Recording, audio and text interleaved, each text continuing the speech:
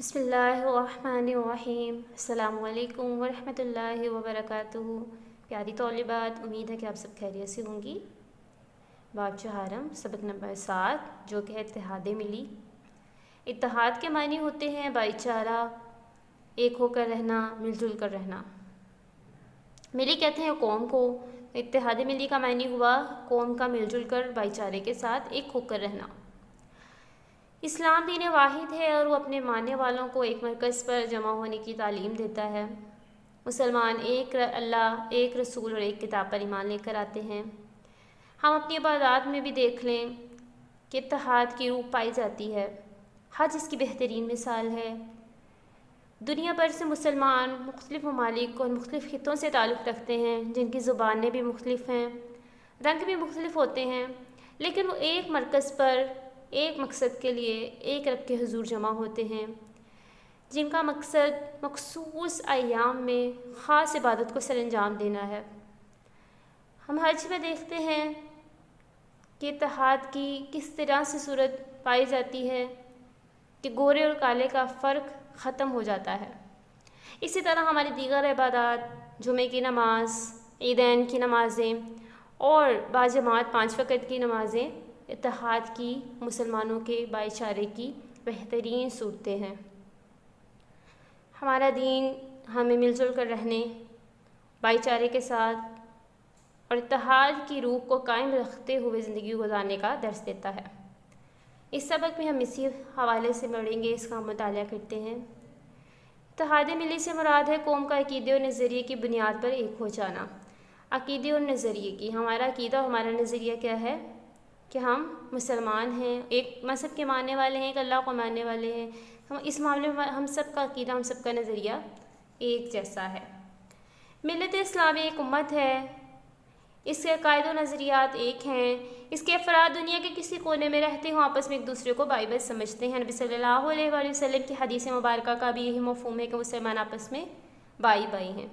عقائد و نظریات کے لحاظ سے اتحاد، نظریہ کہتے ہیں سوچ کو، تو عقائد اور عقیدے ہمارے یہ، جیسے ہمارا یہ عقیدہ ہے کہ اللہ ایک ہے، عقائد کہتے ہیں جیسے ہمارا یہ عقیدہ ہے کہ اللہ تعالیٰ ایک ہے، نبی صلی اللہ علیہ وآلہ وسلم ہمارے رسول ہیں، قرآن ہماری کتاب ہے۔ اس کے علاوہ بھی دیگر عقائد جو ہیں، ان میں ہم سب کے عقائد جو ہیں وہ اسلام کو ماننے کی وجہ سے جو ہیں وہ ایک ہیں۔ ہمارا خالق و مالک ایک ہے، یہ بھی ہمارا عقیدہ ہے۔ مسلمان ایک رسول کے بتائے ہوئے طریقے ہی کو اپنے لیے راہ نجات سمجھتے ہیں، یہ بھی ہمارا عقیدہ ہے۔ ہماری ہدایت و رہنمائی کا بنیادی سرچشمہ بھی ایک ہے، یعنی اللہ تعالیٰ کی کتاب قرآن حکیم جو ہے وہ ہماری ہدایت کا سرچشمہ ہے۔ موت کے بعد دوبارہ زندہ ہونے، حساب کتاب منعقد ہونے اور جزا و سزا کے متعلق ہم سب کا عقیدہ نظریہ ایک ہے۔ ہم سب کا نظریہ ایک ہے کہ ہم نے ایک دن مر جانا ہے، مرنے کے بعد جو ہے وہ دوبارہ زندہ ہونا ہے، ہمیں اللہ کے حضور ہر اپنے عمل کا کیا دینا ہے، حساب دینا ہے۔ اس نظریاتی یگانگت کہتے ہیں، یگانگت بھی ایک ہونے کو ہی کہتے ہیں۔ اس نظریاتی یگانگت نے ہمیں اتحاد ملی کے ایک مضبوط رشتے سے منسلک کر دیا ہے، جوڑ دیا ہے۔ عبادات کے لحاظ سے اتحاد، ہماری عبادتیں کس طریقے سے ہمارے اتحاد کو ظاہر کرتی ہیں۔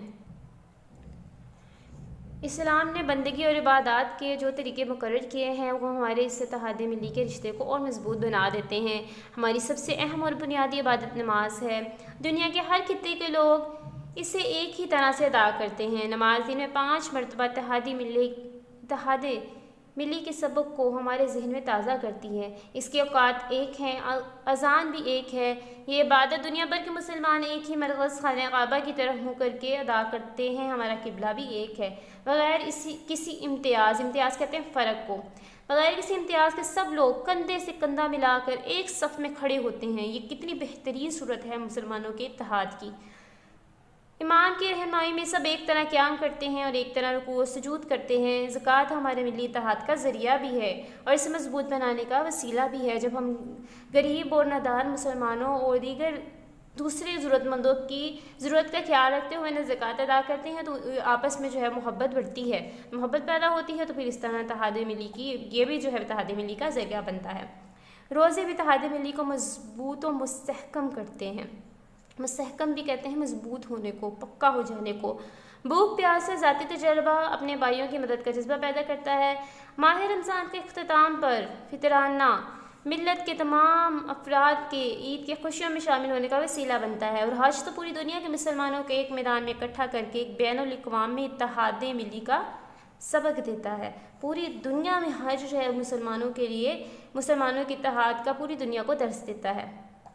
نماز جمعہ ہفتے میں ایک دن محلے کے مسلمانوں کو ایک جگہ اکٹھا کر کے ملی اتحاد کا سبق دیتی ہے۔ نماز عید سال میں 2 مرتبہ پورے شہر کے مسلمانوں کو شہر سے باہر ایک میدان میں جمع کر دیتی ہے۔